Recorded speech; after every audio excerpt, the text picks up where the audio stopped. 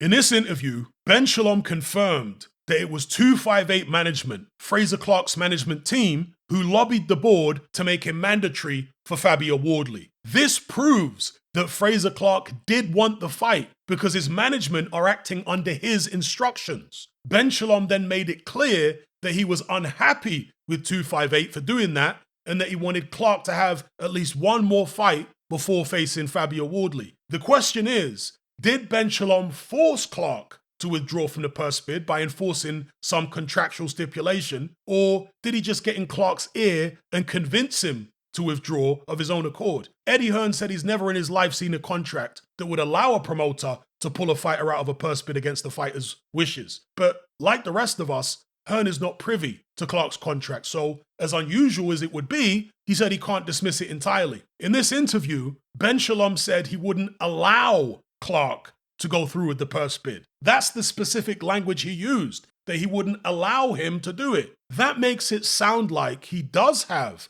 the power to act against Clarke's wishes. But if you're going to play devil's advocate, you might argue it's just a ruse to protect the reputation of his fighter. Perhaps Shalom doesn't have the contractual right to pull Clarke out of a purse bid, but he's making it seem like he does so that people don't call Clarke a duck. The IFL TV interviewer had the opportunity to put Shalom on the spot and find out what the truth actually is, but inexplicably, he decided to give Shalom a way out instead. He asked him, does your contract with Clarke allow you to pull him out of a purse bid? Was it your decision, or was it ultimately Clarke's decision, or was it a team decision? That third option was completely unnecessary, and that is the option that Shalom decided to take. Of course, it was a team decision. What does that even mean? It's totally ambiguous. We want to know which individual the buck stops with.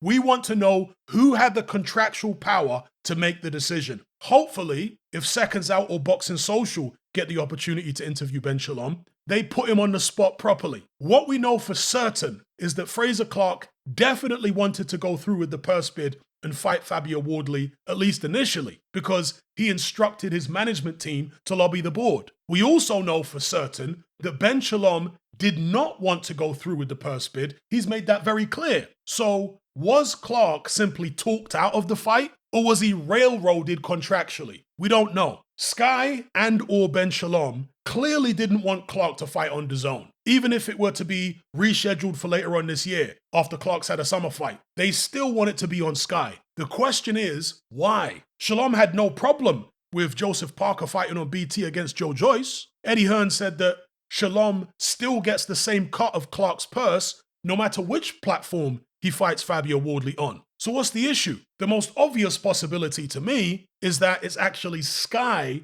not Ben Shalom, who are ultimately pulling the strings here. They don't want the fight to be on DAZN because presumably they won't make any money from it. They want big heavyweight fights on their platform, not on their rival's platform. Perhaps Parker versus Joyce was a one-off, and they're now reining Ben Shalom in. There was that phone call that got leaked between Ben Shalom and Billy Joe Saunders a few months ago, where Shalom said that Sky are screwing him over. What did he mean by that? Have they clipped his wings? This is why fighters hire managers, because promoters are often acting in the best interest of the broadcaster, and that might conflict with the best interest of the fighter. The promoter may also have several other fighters in the same weight class and prioritize some fighters over others. But a manager doesn't care about the broadcaster. He doesn't care about rival fighters in the same weight class. All he cares about is what's best for his client, at least in theory, because I'm sure there are some instances where a manager is a little too cozy with a network executive or a promoter. But in many instances, the managers do the job they're supposed to do. And that's why managers and promoters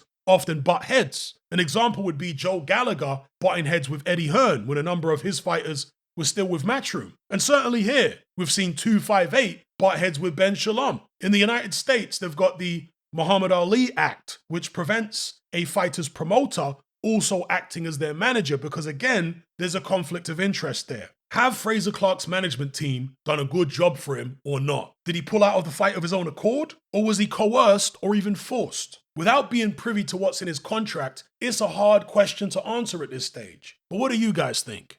I just want to speak briefly about some of the obsessive fanatics that often turn up in the comment section of my videos to insult me. There are people who turn up every day, and I mean literally every day, and accuse me of having some agenda against Matchroom, Eddie Hearn, and all of their fighters. There are also people who leave comments, often on the very same videos, who accuse me of having an agenda against Frank Warren and Tyson Fury. Back when Floyd Mayweather and David Haye were still fighting, I often got accused of having an agenda against them as well. In fact, I've been accused of having an agenda against virtually every major fighter and every major promoter over the past 10 years at some stage. Virtually all of them. And you know why? Because my channel motto is, no fighter is below praise and no fighter is above criticism. Ditto for promoters. It's called objectivity. It's a very simple concept. Nevertheless, the puny mind of the average fanboy just cannot grasp it, because to them, everything is dichotomous. There's no nuance. It's all black and white. There's no shades of gray. You either love a fighter or you hate them. The only reason you would criticize a fighter is because you have an agenda against them. That's how these people think, because that's how they are themselves. And they project this primitive psychology onto everyone else. They assume that everyone else is as simple-minded and as biased as they are. Most of them are of very low intelligence, and you can see that from their inability to grasp even the most basic concepts. So for example, in yesterday's video about the Clarke-Fabio Wardley situation, I talked about David Adelaide and how sparring Tyson Fury would stand him in good stead. And some brain donor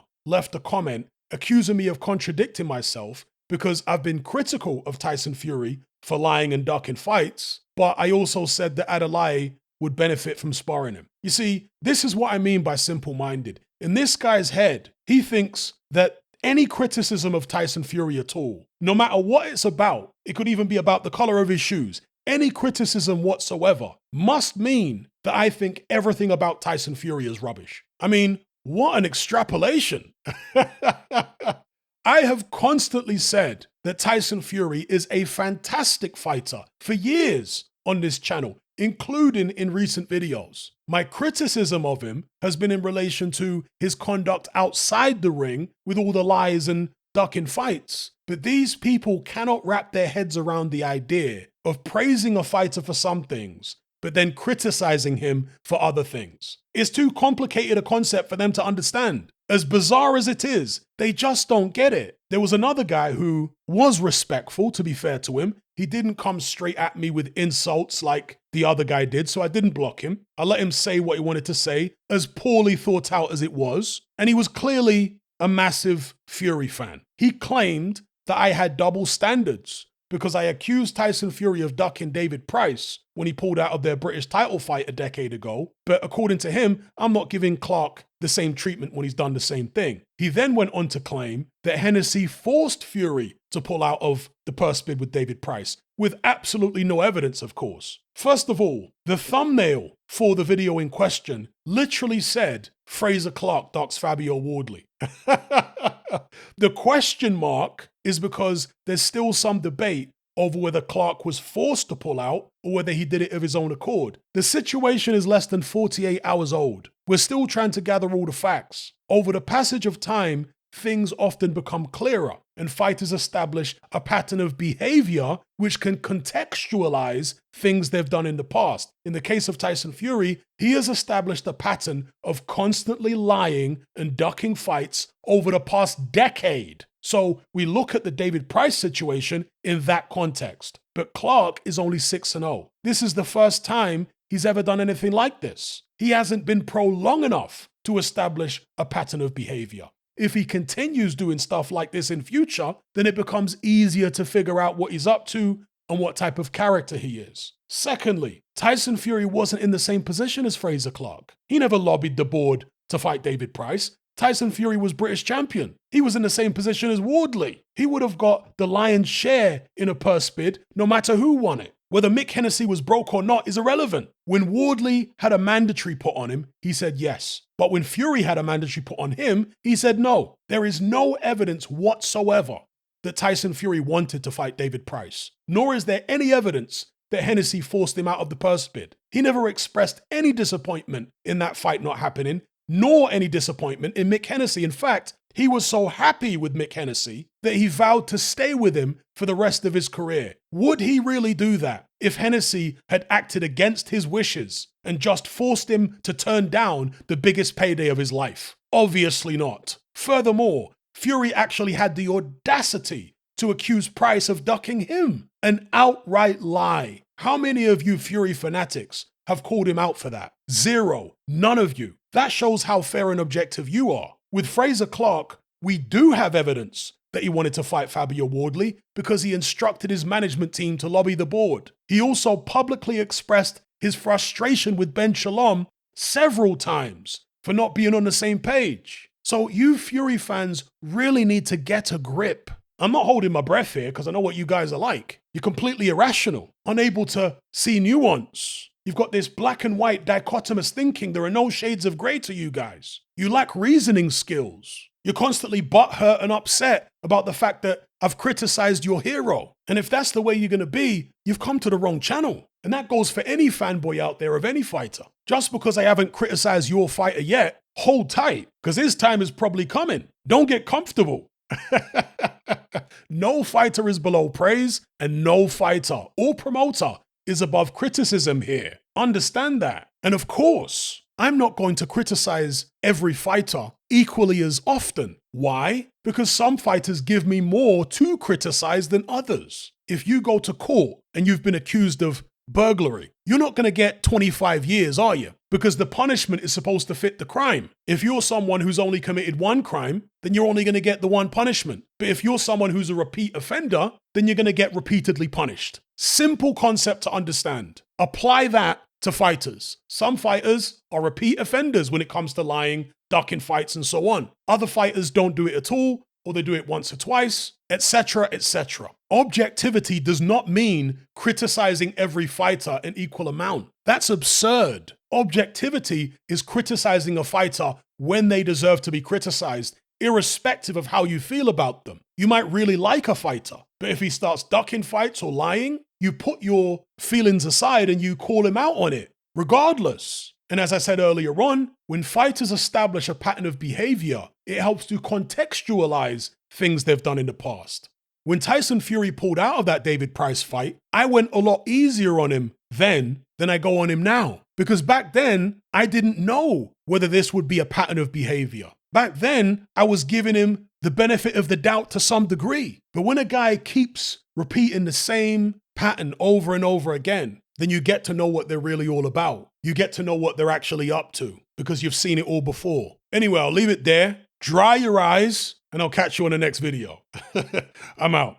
Are you sick and tired of the mainstream mindset?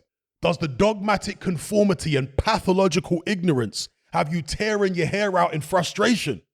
Then don't be alone. Come and join our brotherhood on Patreon. We stand as a beacon of reason against an army of insanity.